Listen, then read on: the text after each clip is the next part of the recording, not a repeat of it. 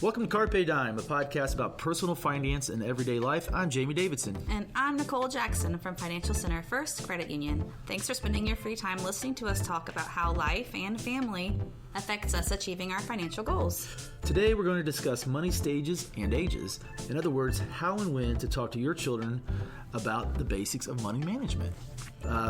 Did you know that 59% of parents are uncomfortable talking to their kids about money, Nicole? I believe it. I mean, half of them don't really know what to do about themselves, let alone making sure their kids are more successful than they are. I'm fine talking about it. Just, no, we'll spend it. Nope, you can't have any. So, I mean, that's an easy answer. That's an easy answer. So I'm not uncomfortable with it. I just like to say no. So you are the fact queen, so I'm sure you've got some facts for us today, maybe? I have a couple. Okay. So according to a study conducted by Greenlight, nearly 3/4 of teens, so that's about 74%, feel that they don't feel confident in their personal financial knowledge. And about that same percentage, that 73%, say they want to learn more, which is really music to our ears, right, Jamie? I'm glad to hear that, yes. So of those lacking the confidence, they don't know where to begin, and over half say they are trying to learn. So basically what we're saying is the bottom line is the majority of the teenagers are lacking confidence and want more education. Yeah, they want more education, and they want education they can trust. You know, it's because as we're going to talk through this podcast, it's sort of that question is like, when do you have these conversations with your children?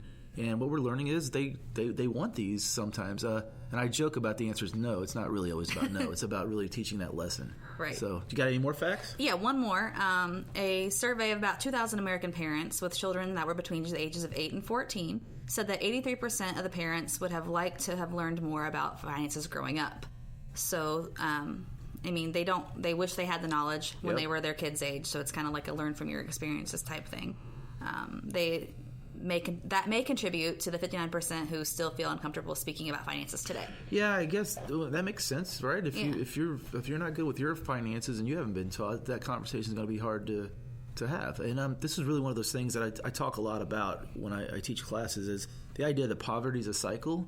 So if I'm a person that's in poverty that's never been taught how to get out of that cycle, what do my children learn? Yeah, it's a hard habit to break. I mean, you see people that are getting their tax checks right now that are going out and blowing it on. It's a windfall, right? Let's go have fun, as opposed to paying down some debt or putting some in the savings account. Mm-hmm. It's like, ooh, I got mad money. And so when parents aren't talking because they don't feel as though they are the expert on it, it's really the idea of having the conversation with the parents so then they can have the conversation with their children. Right.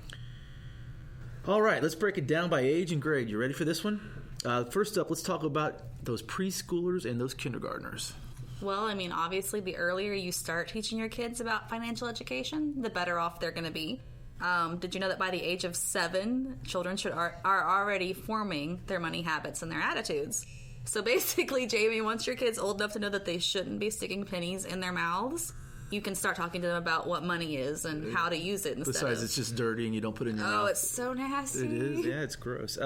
And it's funny that you say that, because I know we've talked before about the psychology of spending, right? And you're thinking a 7-year-old is already creating spending habits because, as we talked about that in one of our last podcasts, you're learning that from your parents. Right? So if mom and dad are spenders, you're probably learning to spend but not to save. So that's why it's really important to have the education and start talking about that. Another thing you want to talk to when it comes to your children about money at this age is needs and wants, because anybody that's had a child and taken them to the store with them, they want everything, right? Yeah, especially if it's right by the checkout. I want. Yeah, so, and, you know, we've seen it. Kids will go in, they'll want, and they'll throw a fit, and parents will finally break in and give it to them. And I understand that, because it can be stressful, right? As parents, like, it's just a candy bar. You just want to get out. It's just a candy bar, but we've just taught the child that if we have negative, we act negatively, we're going to get reinforcement. So really about the needs and wants. You don't need a candy bar, but if you're good today, maybe you can pick one thing. It's about having that conversation. I always like to do with my kids when they were little. We wouldn't get them something every time we went to the store. Might do it every third time, so they would never know which time it was. So it was sort of that intermittent, rewarding. Right. Yeah. So with the kids, start early talking about the money. Tell them keep the money out of your mouth, keep the money in your pocket, and there's a difference between needing something and wanting something. Let's talk now about, I've got one of these, elementary and middle schoolers, which you have. I have both. You have both. Yay! Yeah.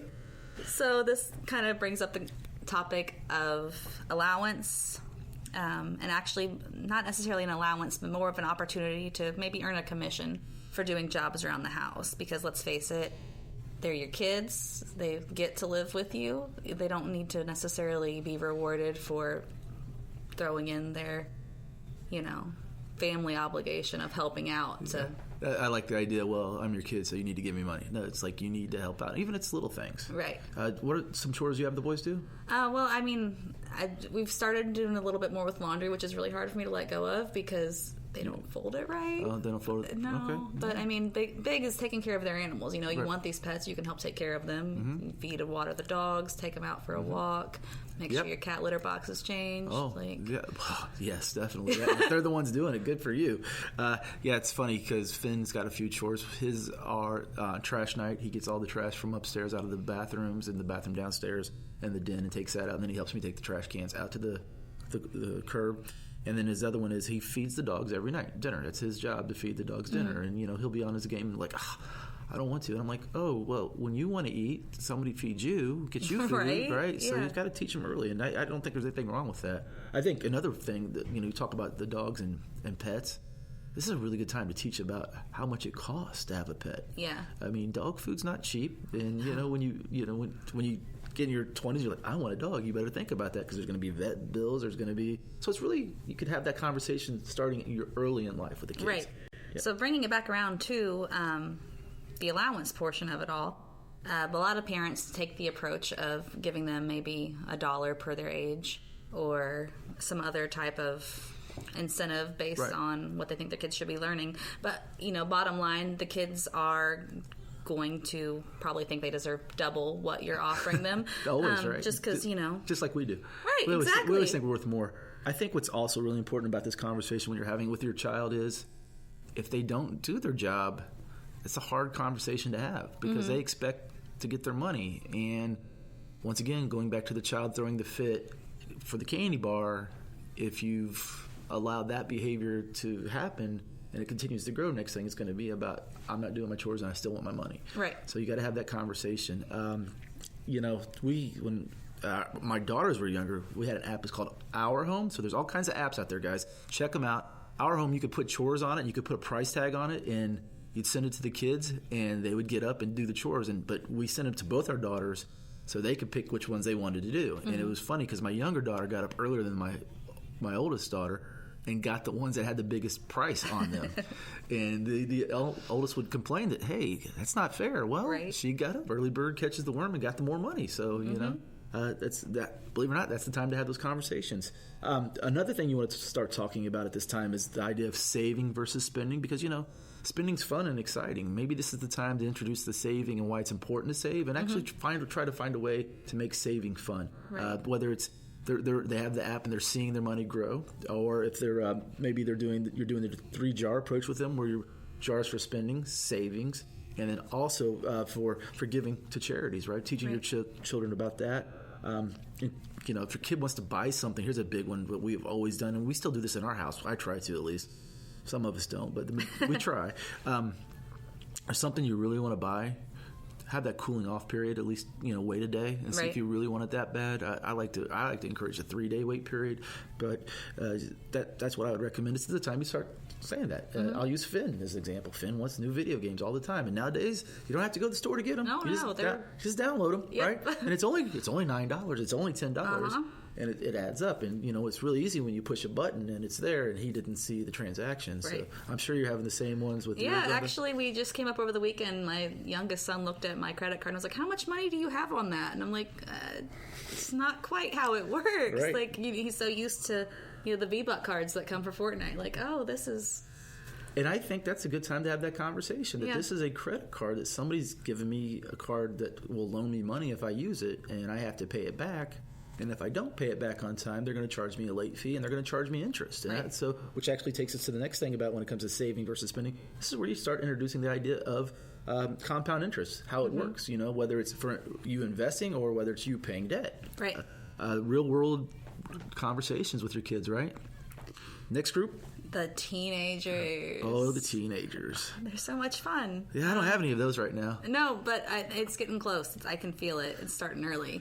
basically with your teenagers, you want to start teaching them about contentment and kind of, the whole be happy with what you've got, and you don't always have to have bigger and better.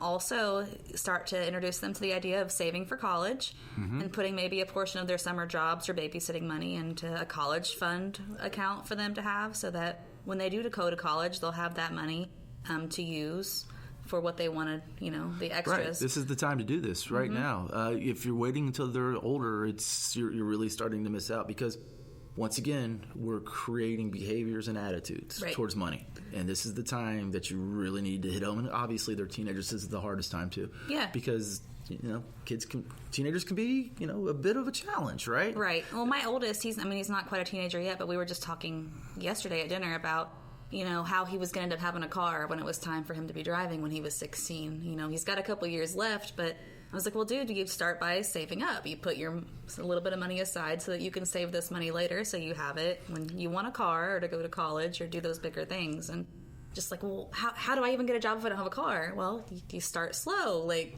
you can find a job. Exactly. So it was kind of... Yeah, well, I think he'll just be washing dishes at Dad's restaurant. That's what I would recommend he do. But, no, it's funny that you say that, because when you're talking about teenagers in the car, we didn't buy our daughters cars. I helped, and I said, if you save X, I'll add X to it. Nobody ever bought me a car. So for them, which most of their friends were getting cars given to them by their parents were going out spending money on the cars. It's really an important conversation you need to have. And I liked where you said teach commitment. We have a saying in our house, and you might have it too. You get what you get, and you don't throw a fit. Yeah, and if you don't like it, I guess you better get out and get a job and get it yourself, right? Right. Yep.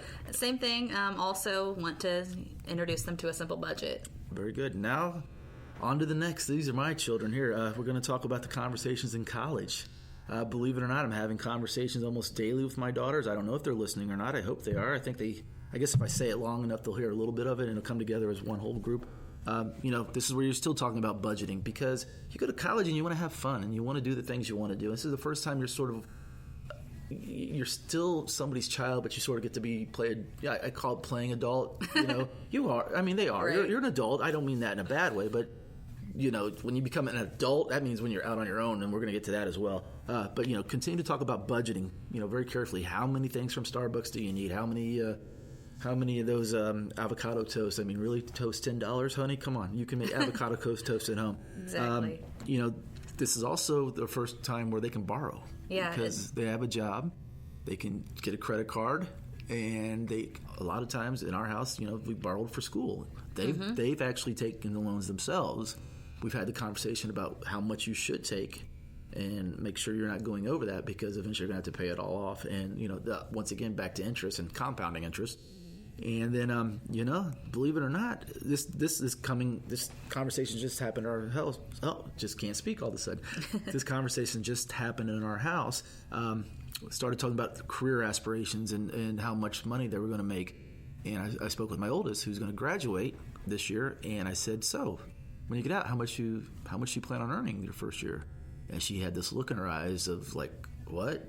And I'm like, well, you've got to have an idea, right? If you're going to go out for interviews, you have to have a bottom line, like the minimum you're going to take, and you need to be able to have that conversation and advocate for more money for yourself. So, when they're in college, this is a conversation that has to take place. Which brings us around to adulthood, when they are starting into those careers that you were talking about in college, where they're going to walk in on the first day and talk to their HR, and they're going to ask them about the 401k, and they're going to have this deer in headlight look. Yep, again. So, right?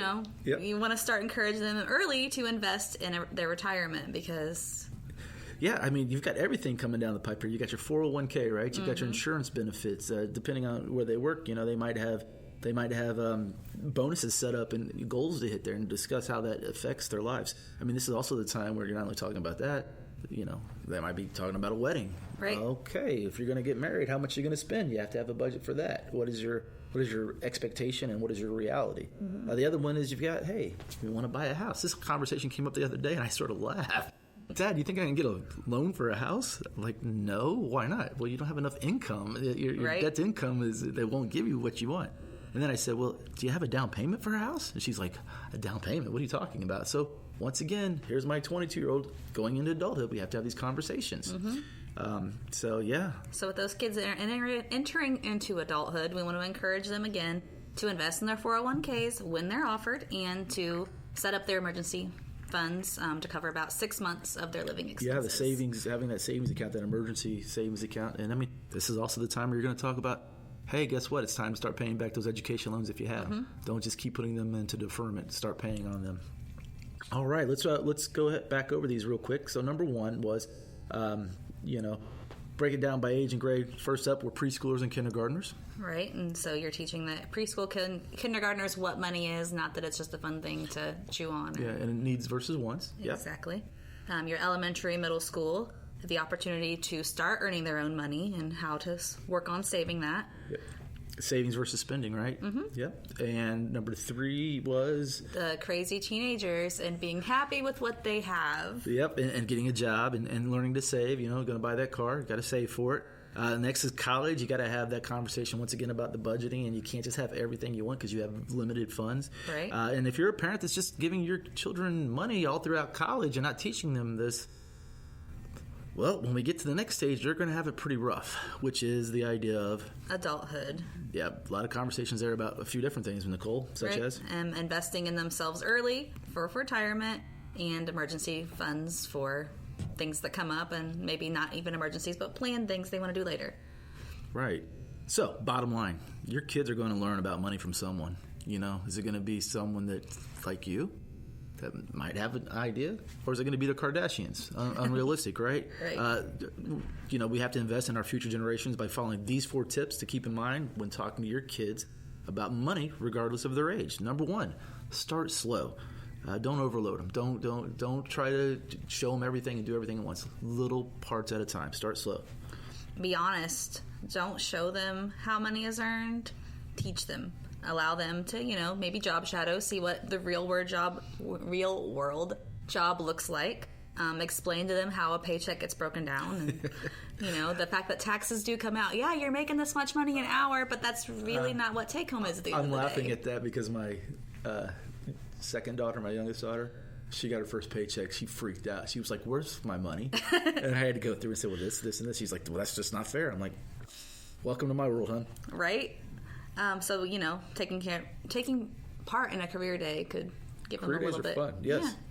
Yeah. Number 3, set family goals. This is your opportunity to remind kids that goals require sacrifice. Sure, the new Batman movie just came out and everyone is going, but if you save that $100 you spend on tickets and snacks, which you will spend $100 going to the movie nowadays, you can put those funds towards, maybe it's the next Disney trip you want to go to, whatever it is. You really got to make choices in life. Is a Batman the thing you want to do? Is there something bigger that you need to plan for and save for? Because a lot of times kids are that way. I think like we said, video games.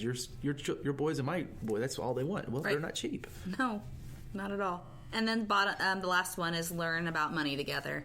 So if your older kids come to you with a tougher question that you don't know the answer to, don't be afraid to tell them that you don't know the answer. Do the research together. Make it kind of like a family learning experience, and admit that you don't know. And yeah, you guys can Google together. Yeah. The answer is always Google's there. You're right. Go to Google. And then in the end, you'll both, have an answer, and you'll have an excuse to spend more time with your kid, because eventually, Yeah. It's what we call a learning moment. Exactly. An educational moment. So, reminder, kids will make mistakes with money. That's just how it happens. That's how they learn. Be patient, even when their mistakes are frustrating. Also, when you're doing this, don't always take care of the problem. You got to let them make mistakes. Mm-hmm. And then hopefully by starting these conversations at an early age, they'll grow to be responsible and confident with their finances. Yes, that's the goal right there. Confident, yes, and educated and responsible adults. Carpe Dime is presented by Financial Center First Credit Union. It's produced by Jamie Davidson and Nicole Jackson. Financial Center is a 7-time national award winner in the category of adult financial literacy, and our goal is to what, Jamie? Help you improve your financial life. To learn more, visit fcsu.com. Like what you hear? Subscribe to us on Google, iTunes, SoundCloud, the All Indiana Podcast Network, and Spotify. Thanks, Nicole. I really like this one. This is a great topic. Thanks, everyone. Bye.